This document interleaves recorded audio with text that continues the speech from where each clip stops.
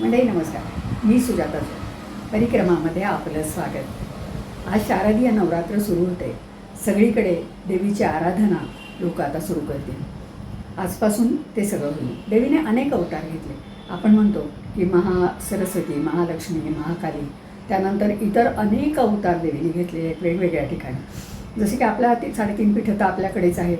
तुळजापूरची तुळजाभवानी आहे, माहूरची रेणुका आहे, तर कोल्हापूरची अंबाबाई आहे. अशी वेगवेगळ्या नावांनी ती वेगवेगळ्या ठिकाणी प्रगट झालेली आहे. आणि प्रत्येक वेळी तिने असुरांचा संहार केला आहे, देवांना मदत केली आहे. आणि पृथ्वीवर कुठलाही भक्त संकटात, आता भक्त संकटी पडता झेलुनी घेसीवरचे वगैरे असं तर आरतीसुद्धा आपण म्हटले.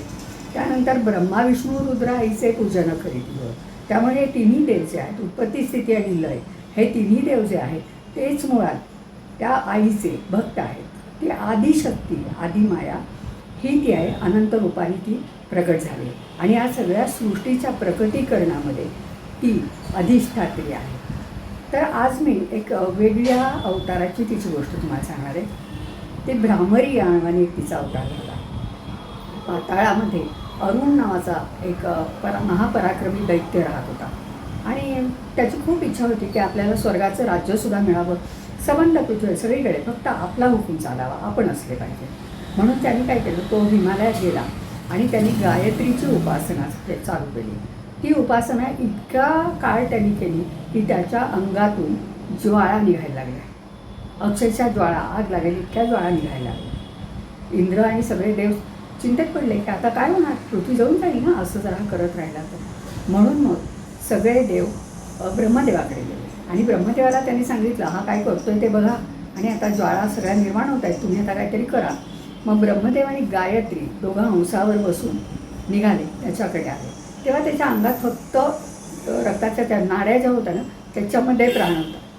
ब्रह्मदेव गेले आणि त्याला म्हणाले की वर माग, आम्ही प्रसन्न झालो तुझ्या उपासनेने, वर माग. तर तो म्हणाला की मला अमर व्हायचे आणि मला सर्व देवांवर सुद्धा विजय मिळवायचा.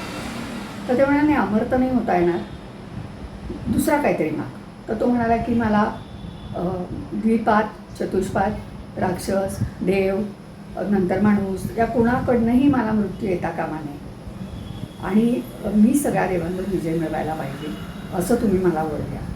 ब्रह्मदेव तथास्तु म्हणाले, कारण तपश्चर्या गेली होती ना, तपश्चर्याला फळ देणारच. मग का ब्रह्मदेवांनी त्याला तथास्तु म्हटलं. त्यांनी तथास्तु म्हटल्यानंतर तो पहिल्यांदा पाताळात गेला. पाताळात गेल्यानंतर त्यांनी सगळ्या असुरांना बोलवलं आणि त्यांना सांगितलं तयार आपल्याला स्वर्गावर शाही करायची. सगळे स्वर्गावर गेले. स्वर्ग त्यांनी काबीज केला. देवांचा अगदी सहजपणे पराभव केला त्यांनी, कारण त्याला वर मिळाला होता तसा. त्यांनी सगळ्या देवांना हकलून दिलं. मग सगळे देव आता आणि पृथ्वीवर त्यांनी खूप उत्पात माजवला. म्हणजे चांगल्या लोकांना, असुराचं कामच ते आहे ना, चांगल्या लोकांना ठार करणं, यज्ञ आज बंद करणं, सगळ्या देवांच्या उपासना बंद करणं, हे सगळं त्यांनी सुरू केलं आणि फार त्रास व्हायला लागला. मग सगळे देव शिवाकडे गेले आणि सांगितलं त्यांनी की ब्रह्मदेवानी त्याला वर दिलेला आहे असा, तर आता काय करता येईल, तुम्ही काहीतरी करा. तर ते म्हणाले की आता ब्रह्मदेवाने असा वर दिलेला आहे तर काय करता येईल. तेवढ्यात आकाशवाणी झाली. ती आकाशवाणी अशी होती की भुवनेश्वरी, तुम्ही भुवनेश्वरीची आराधना करा, पण त्याच वेळी तो गायत्री मंत्रापासून परावृत्त कसा होईल याची तुम्ही व्यवस्था करा. तो जर त्यांच्या त्या गायत्री उपासनेपासून जर बाजूला झाला नाही तर अशक्य आहे त्याला परास्त करणं, त्याचा पराभव करणं किंवा त्याला मारणं तर शक्य नाही आहे, अशी आकाशवाणी झाली. त्यानंतर मग शिव म्हणाले तुम्ही एक काम करा, तुम्ही भुवनेश्वरीची हे करा, आराधना करायला हवा. त्याप्रमाणे आणि काय करता येईल तर तुम्ही आता बघा की कसं करता येईल त्याला, गायत्री मंत्रापासून दूर कसं करता येईल त्याला. मग सगळे देव बृहस्पतीकडे गेले, देवांचे गुरु, आणि त्यांनी सांगितलं की असं असं आहे, तुम्ही जरा आमच्यासाठी त्याला गायत्री मंत्राची उपासना सोडून द्यायला लावा, असं काहीतरी करा तुम्ही. तर बृहस्पती आणि तोपर्यंत तुम्ही ते काम करा आणि तोपर्यंत आम्ही भुवनेश्वरी देवीची आराधना करतो आणि तिला प्रसन्न करून घेतो. तर बृहस्पती गेले त्याच्याकडे. ते गेल्यानंतर तो चकित झाला. अरुण नाव ना त्याचं. तो म्हणाला की काय आता तुम्ही इथे कसे काय आलात, मी तर तुमचा शत्रू आहे. तर ते म्हणाले की नाही, पण तू तर आमच्या देवीचीच आराधना करतोस ना, गायत्रीची, त्यामुळे तू शत्रू नाही, तू आमच्या पक्षातला झाला आहेस, आता आमच्या पक्षात आहेस तू. मग त्याला एकदम कळलं की नाही नाही आपण काहीतरी चुकतोय. मग तो म्हणाला नाही नाही नाही मी तुमच्या पक्षात नाही आहे, मी आता गायत्री मंत्राची आराधना सोडून दिली, आजपासून सोडून दिली. झालं, बृहस्पतींचं काम झालं होतं. बृहस्पती गेले अमरावतीमध्ये, इंद्राला सांगितलं असं असं सगळं झालेलं आहे. आणि त्यानंतर इथे तोपर्यंत काही काळाने देवांची भुवनेश्वरीची आराधना करून झाली. ती झाल्यानंतर भुवनेश्वरी देवी साक्षात प्रकट झाली, जगदंबा. त्यांच्यासमोर अत्यंत तेजस्वी रूपात दागिने निवडले आणि शांत रूपात.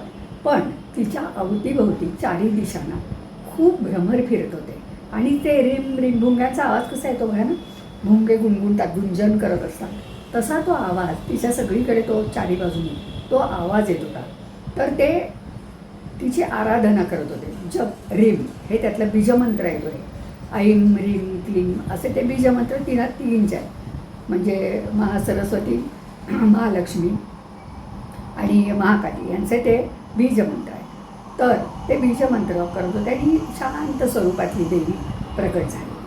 मग त्यांनी सांगितलं की काय लोकांना, तिने देवांना विचारलं की तुम्ही आता प्रकट झाले, काय तुम्हाला काय काय करू मी तुमच्यासाठी, वर मागा.